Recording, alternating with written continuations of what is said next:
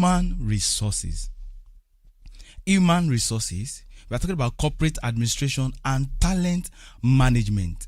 Whether your child dreams of managing people, or you are interested in driving workplace culture, or if you are a young graduate and you are trying to understand exactly how HR department filters resumes and select candidates during interviews, today's program is handcrafted just for you.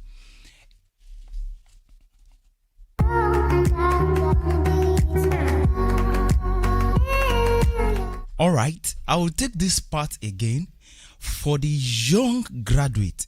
I'm sure many young graduates are looking at the fact that how do these people that are recruiting, that is the human resources department, how do they choose which resume they need to select?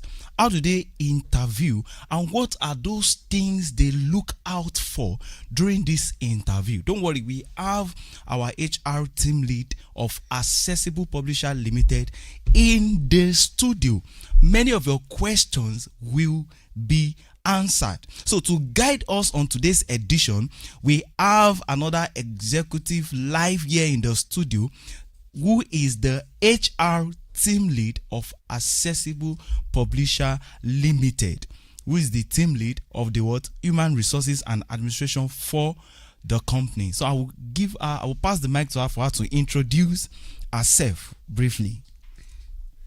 Good afternoon, everyone. It's nice being here again. I am Oluwaseun Olabi Shekoni, and I'm the human resource team lead for Accessible Publishers Limited. Thank you. You're welcome, ma. It's nice to have you here today. It's my pleasure too. Thank you so much for honoring our invitation. Anything for Oxygen FM. Oh, thank you so much, ma. So quickly, we are looking at human resources. And from your experience, what can you tell us human resources is all about? The department, what is it all about? Okay. Human resource basically is the pillar of our organization. Without human resource department, I'm not sure a standard organization can effectively run. Why? Because aside from being people manager, we also help in the strategic plan that will help the business to achieve its goals and objective. You see, I always give this illustration. A business owner that has a vision. He has a vision. Okay, this is what I want to, the business I'm about to set up. These are the things, these are the goals, the objectives I want to achieve at the end of the day. That individual cannot single-handedly achieve those goals. He or she will need to, bring some people on board that will help to work together in achieving the set goals. So that is where the HR comes into play. So we help to ensure that the right workforce is employed. Right workforce are employed to help in achieving the goals of the organization. Starting from the prominent roles to even the least role in the organization. As a business owner, you have that vision, but you are not. You will not be the one to clean your offices yourself. You will not be the one to play some vital roles in that business setup. So as HR, that is where we come into the picture to ensure that, and aside from even employing, managing people, ensuring that we get the right workforce for the business, we also ensure that the achievement of those goals that have been set aside at the inception of that business are achieved. So an HR personnel is not only, is not expected to only be interested in the recruitment, the onboarding process, the training, development aspect of the business. He or she is also expected to be involved in the business. What should we do? How can we go? What should we do to achieve this goal? Okay, what are those things to put in place to be able to effectively achieve our whole aims and objectives? So that's why you see HR, we are also expected. I mean, HR personnel are also, they are vast in the knowledge of business. So as an HR personnel, you're expected to understand the business of your organization. What do they do? How is the business run? What are those parameters to be checked? And what are those things we are expected to do better to be able to get the best result? So that is where, HR will come up with strategic plans. We'll do like this, we'll go about this, we'll do this, and like a lot of things. So people that always say HR is always to recruit and to recruit employees, blah blah, and the likes. No, HR does more than that. We do more than that. We are involved in the business. There's something we call human resource business partner. So, and that aspect, a business, I mean an human resource business partner goes beyond just recruitment and selection of candidates. Thank you so much, Ma. I can see that you are flowing, you are enjoying contributing to what you do. So, in recap, if I get you correctly, someone that is in the human resources department, the first thing is that they have to understand the goal of the business. Exactly. Because if they don't understand the primary vision, mission, and goal of that business, there is no way they are going to recruit the best man that can achieve those goals. To achieve those goals. All right, Ma. Thank you so much, Ma. So, what the next question is for a parent listening to us right now, okay, and then they wish that their child, at the end of the day, works in the human resources department. So, what will the roadmap be like? Is it that the person have to be a science student right from the beginning, or commercial, or art, or how does it look like? What's the roadmap for such a student to go to pursue a career in human resources? Okay, I would say if you really want to be an HR personnel, it basically the person should go for someone coming on board that is probably as a parent you want your child to be an HR personnel. The person should go to art class. Okay. But as it is now, it's even beyond that. When I was inducted as a CIPM professional, I had a case where a lawyer had to transition from being a lawyer to. There are a lot of science students in HR. It's about interest. But if you want to start laying that foundation from the start, you can go for art. But I'm saying even art commercial students can also transition, can also do HR. HR is not really limited. It's not limited. Maybe science or science. Commercial. No. We have science students in HR. But just that for you know what you want to, let me put it this way. Most people that we find ourselves in professional industries or industry field. Field now, professional field now. At some people, we don't even, when I was in secondary school, I don't even know what HR is all about. But when I realized that there is a need to change from what I studied to this, I went for professional courses. And there are some people in my shoes like that have been to science. They are science students. They studied. You see some people HR. I studied biochemistry. I studied this and that and that. But probably because of the situation of the country, or because there's a way you just love a profession over time. I prefer to be like this. Probably the person had understudied HR profession. Personnel, and be like, I love how this thing is done. Personally, for myself, I love to be organized. I like managing people and the likes, and that was what prompted me to opt in for that profession. So I'm saying, if you want to start it probably you have identified from the foundational level. I would just suggest you go to art class. But I'm still saying, even you find yourself in art, probably for now you still feel like, I want to become a laboratory technician, blah blah blah, the likes. You can still go. I'm saying anytime, at any point in your life, you can always switch to HR. But As a parent, like you said, you've identified that this is what you want your child to go. The person should go to art class. All right. So let's say, for instance, what of in the university, which course? Because I don't really know. Maybe there's something like faculty of HR, faculty of human resources, or something. Yes. Yeah. During Oh. our own time, Okay. there was no course like human resource. But I think in the present time, we have human resource as a management. course in the Okay. university. Okay. Does that mean that someone who So- study like business admin now? Yes, for business, there's also, you are mixing things up. Okay. There's difference between human resource, HR, and administration. Okay. So we perform different roles entirely. So now the focus is that once you start from art class, now presently in most universities that are modern, they've included the human resources Human resource as courses. yeah, exactly. All So right. you see, I think they are also under. I think human resource is under Faculty of Art. So I don't know. All right. Thank you, ma. So the next question. Okay, social sciences. Yeah, exactly. Human resource is under social sciences. Yeah, exactly. So, but for admin, anyone that is interested in the administrative aspect of a business, I will advise the person to go for business admin.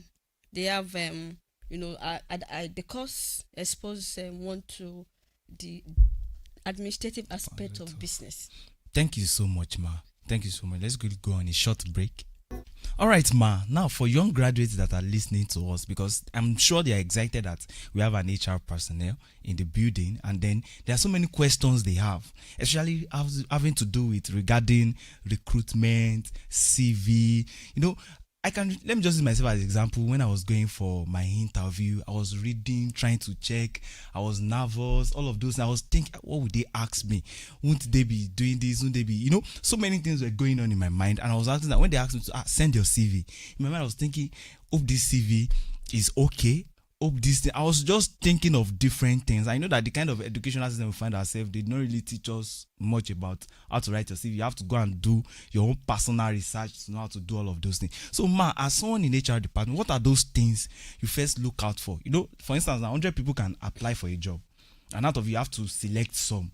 So when you want to select, when a lot of young graduates apply for a job, what are those first criteria that you look out for before you even start interviewing them? I'm sure you'll have done like a preliminary selection. So what are those things? Those youths are listening now, so that it will guide them and they can know how best to apply for a job. Thank you, ma. All right. The first thing as a recruiter that we'll check out for is, per job advert. Yes. If I'm recruiting for, let's say, a presenter now, Okay. I'm expected to have drawn out the job requirement. Okay. So it is those job requirements that will guide me on what I'm looking for in your CV. All right. I've stated in my job advert that you are expected to have 2 years experience. Have this probably the degree, bachelor in this. Okay. You are expected to have graduated with 2 and the likes. So Because I've completed NYSC. all those things. So the first thing we look out for will be in relation to the job description. Job requirements. Your experience. If you have the required certification, you have the required professional, if any, included in the advert. So those are the first thing to check out for. So if you see, what people recruitment is not easy. I'm telling you, it's one of the sweetest and the hardest aspects of human resource, because you see, people will put out an advert like that, and then people will read the instruction, everything, they will still do contrary. So that means a requirement that is saying you must have first class, and you have 2-1, you are applying, hoping that Probably maybe if they see my other my job experience and things I've done, can that Joseph, that's even still okay. Like, you don't have, they've stated in the job advert that 2 years experience in presenting in a radio station, and you will see someone without experience. The person has no background in presentation. The person will still apply. I don't know, probably they are expecting that miracle will happen.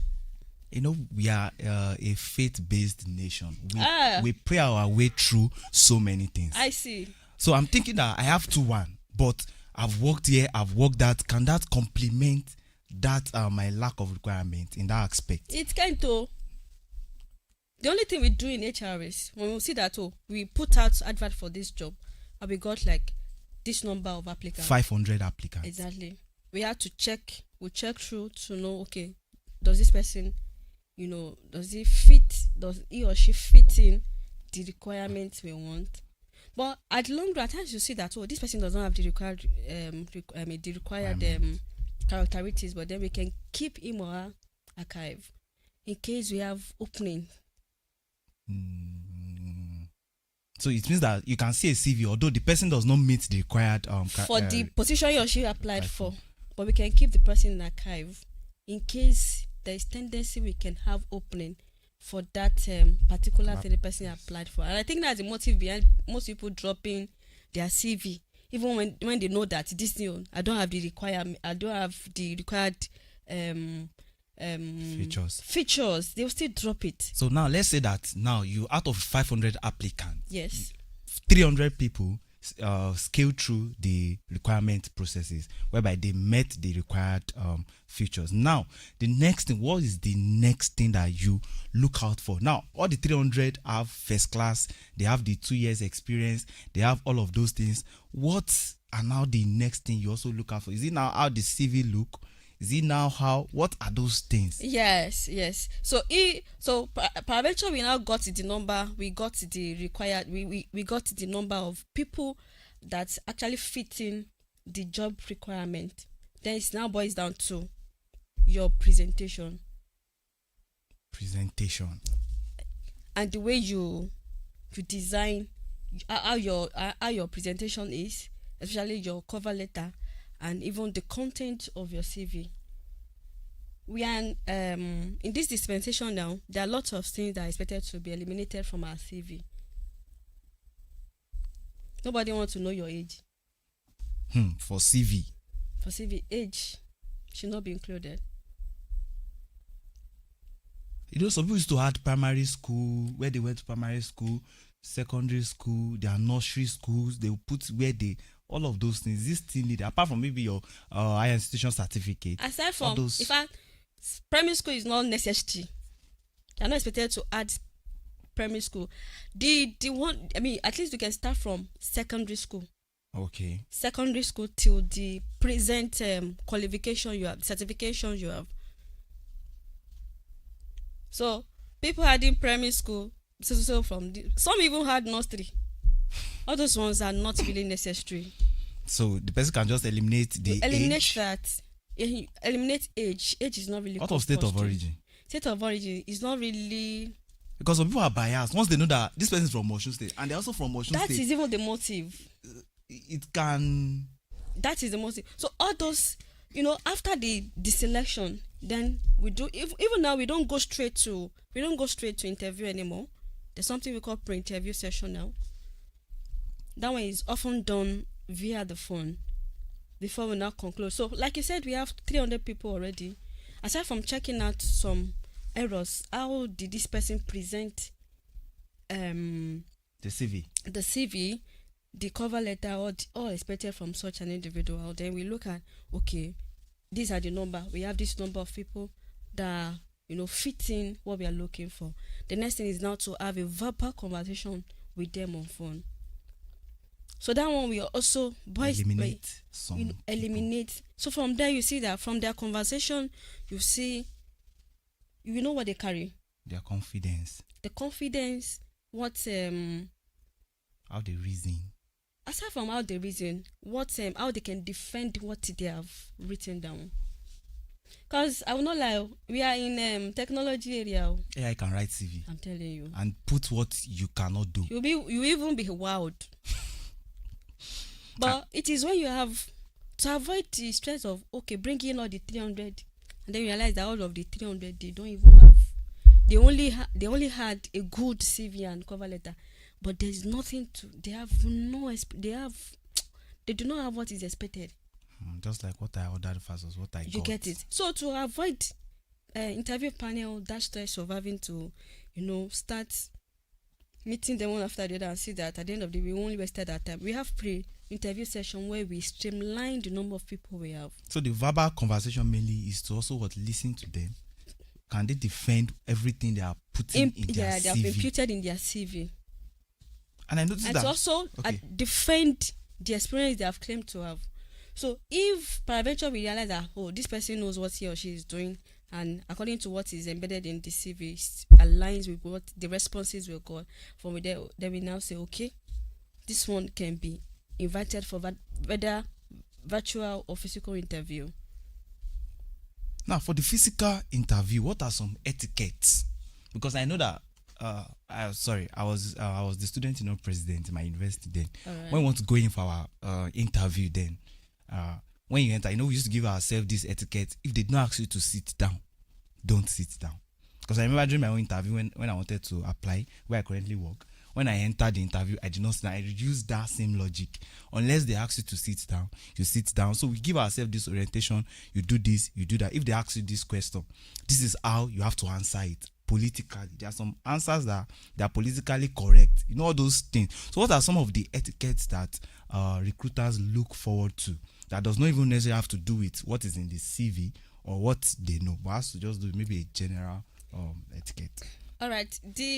Don't sit down without the panel tell you to do so still stands. Wow. Because it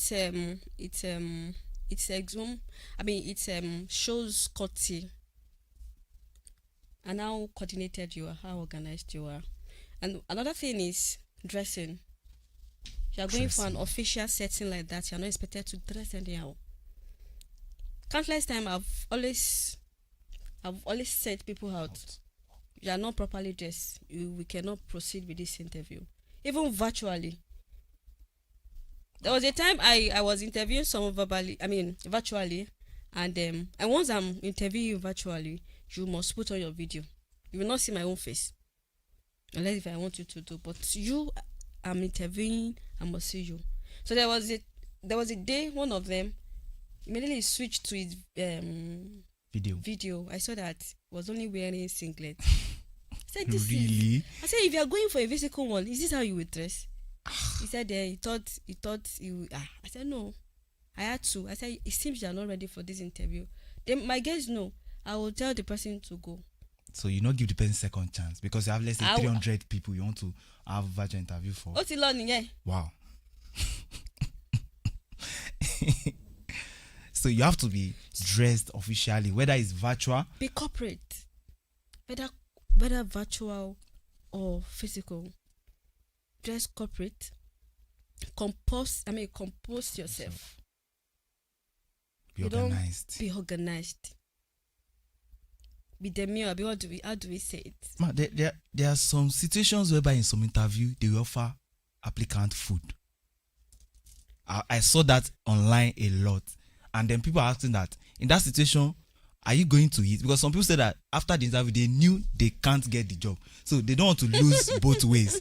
So they will eat what they offered them. What give them that? There are sometimes that you go for interview, the way you are answering the question, even you know yourself you don't know anything. that this one is a no. Is a no. So most people say that they just ate the food and know that at least they didn't lose both ways. But normally, is it if they offer you to eat something, should you eat it? Or maybe if you are going to eat it, is there something they're also looking out for?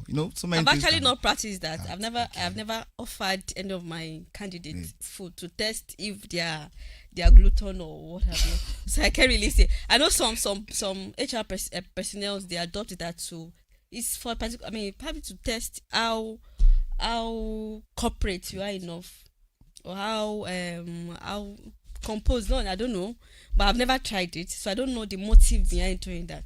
So I cannot give a precise answer to that question. I remember when I was also going for my interview, someone told me, they said that you have to be articulate. Exactly. Some people be confident. Interview is just for you to sell yourself. You are selling yourself. Aside from having a very detailed, a very professional CV, when you are coming, it's just like you are coming to tell the panel, I am capable, I can do this thing. You are convincing them, knowing that you are not the only person. So your confidence is, we have employed someone that, okay, we employed one lady like that. She applied for one role, front desk, and when she came, realized that she had accounting background, but she just want to. But I mean, she I think she studied accounting. Now, because I mean, she went to HND rather, so she has believed that HND are not really appreciated and liked. So she wanted to switch. But when we interviewed her, the confidence, the outspokenness, the like, she has those attributes. Why do you want to do front desk? You have everything it takes. Do you understand? So she sold herself, and we saw beyond what we even want to employ her for. There was no vacant position for accounting officer at that time. We created one for her. Wow. I'm serious. Wow. So my issues, I have some friends, naturally, they are not an outspoken person because of maybe their background or so many things. But now that they are not a graduate, they are done with NYC, they have to find themselves in rooms for interviews and all of those. So when they are talking, their voice is shaky, you know, all those kind of, what's it called? What can I say? What is your advice for people like that?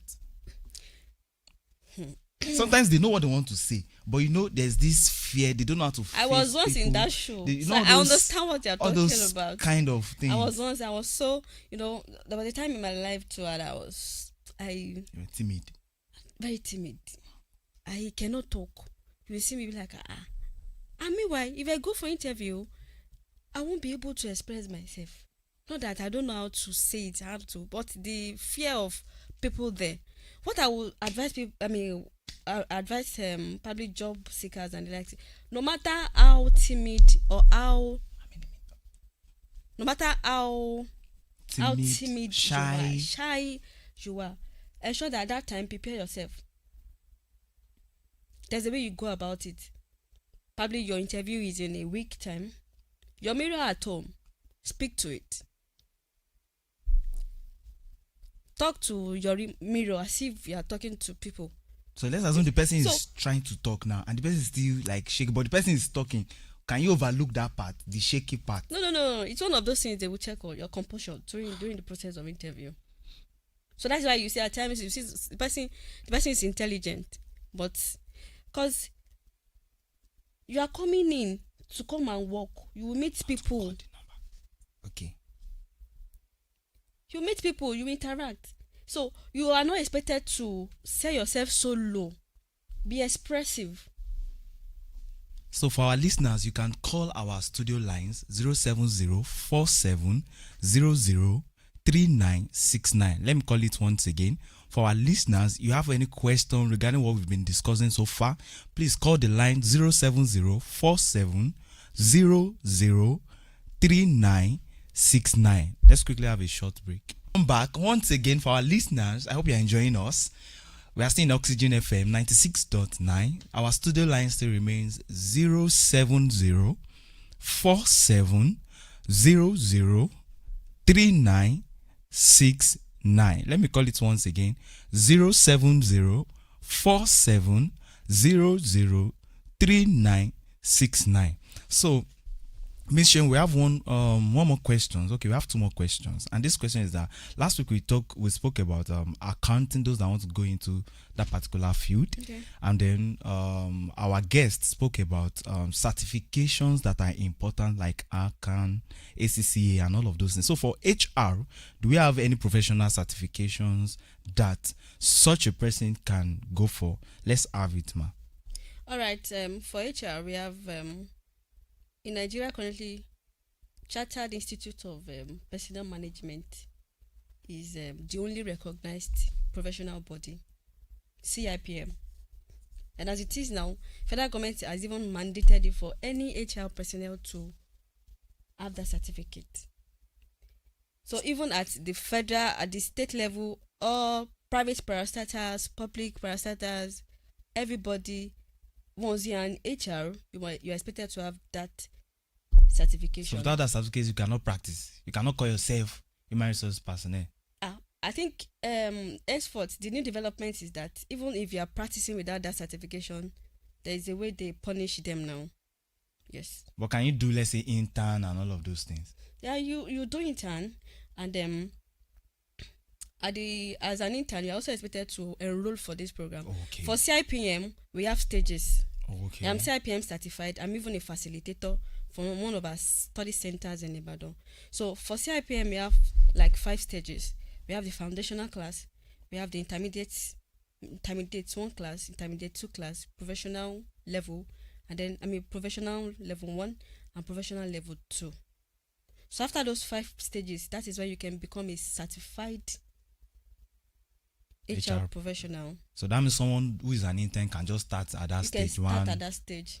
Before, no matter your level, no matter what you studied in school. I studied education in school. So when I switched, it was, that time there was no strict law that time. So I had my master's. So because of that, I started from PE1. Because of your master's? Because of my master's. But now it has been changed.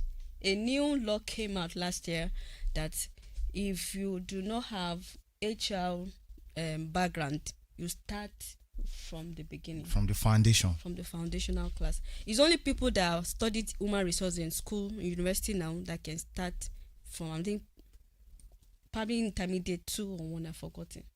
But no matter if your course of study is outside human resource, you have to start all over again.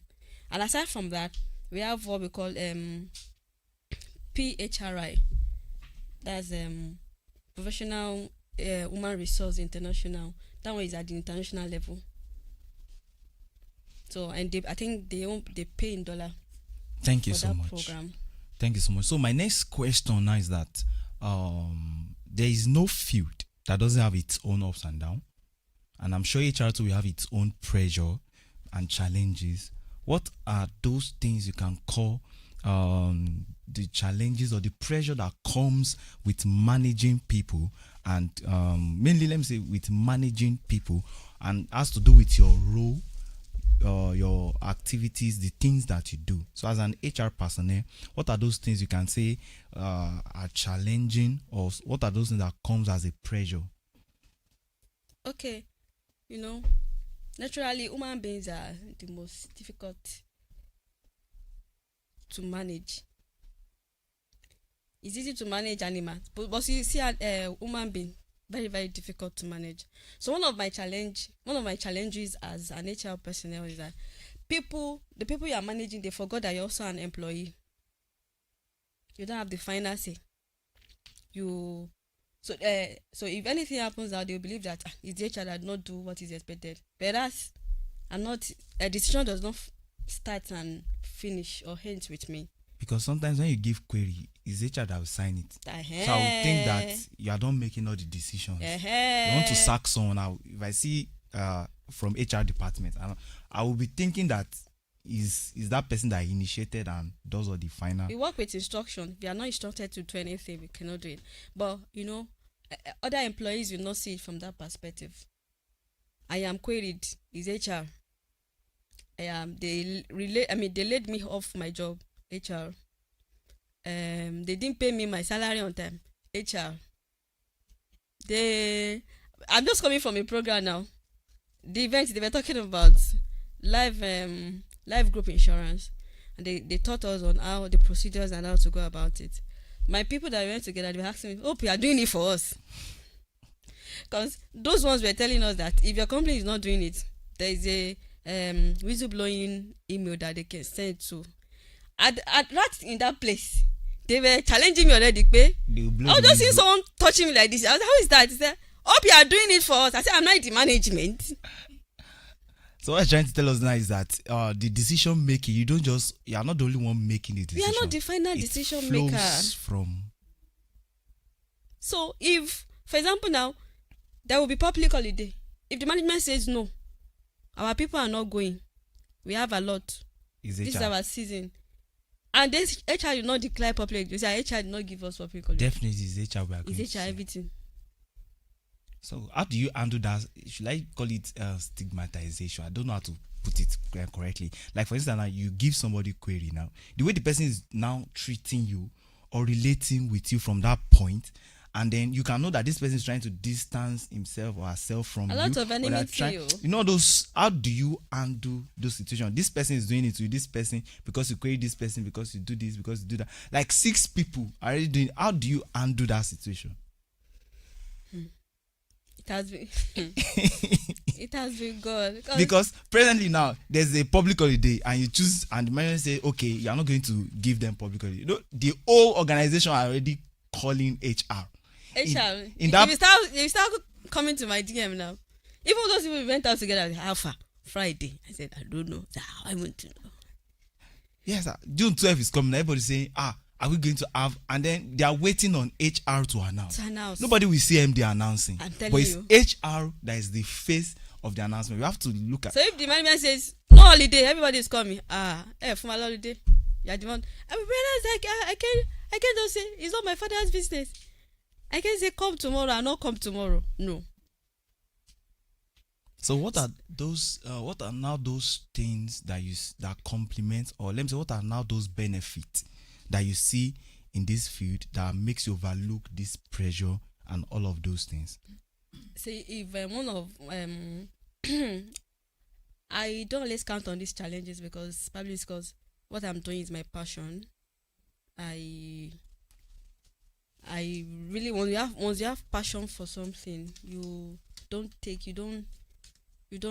how should I say it? Focus on the. You don't focus negativity. on the negative aspect of it.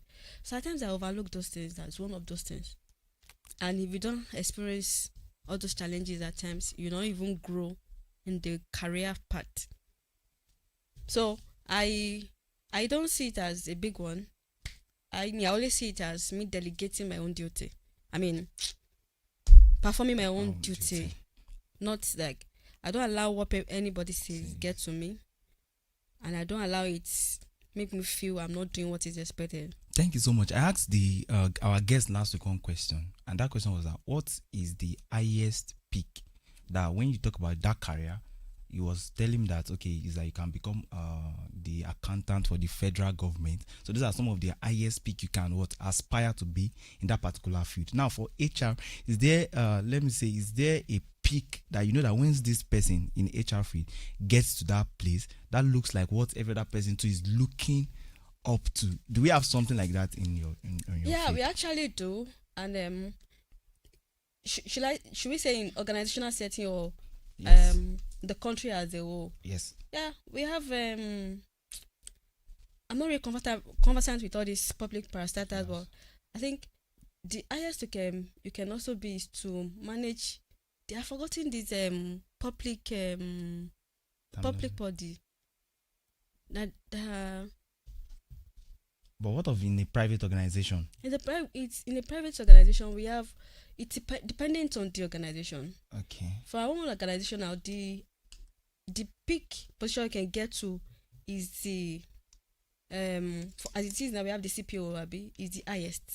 In some organization you see we have the HR manager, HR admin manager, and the likes. And in some organizations, an HR manager can also the highest in an organization. For right food now, I know they use COO in the organization. So it's dependent on the organization and the setup. Thank you so much, Ma. We are saying hi to those on Facebook that are joining us. We are going to be here again once again next week, Wednesday. To all our listeners, I remain your host, Royal Prince, and then our guest. Introduce yourself. Oluwaseun Wolabi, the HR team lead for Accessible Publisher Limited. We are going to be expecting you to join us next week, Wednesday, same time, 3 p.m. Thank you so much. Your heartbeat. Oxygen FM 96.9 Ibadan. Can you handle this? 1, 2, 3, 4. Turn it up, cause it's getting heavy. I know a place. And this how we gonna do it.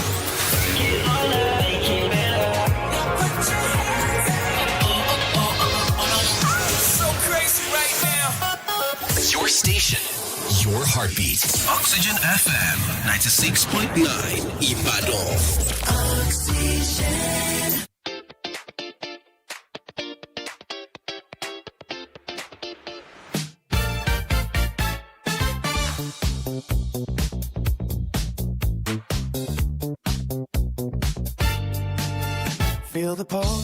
The energy flows as the beat drops, the excitement grows.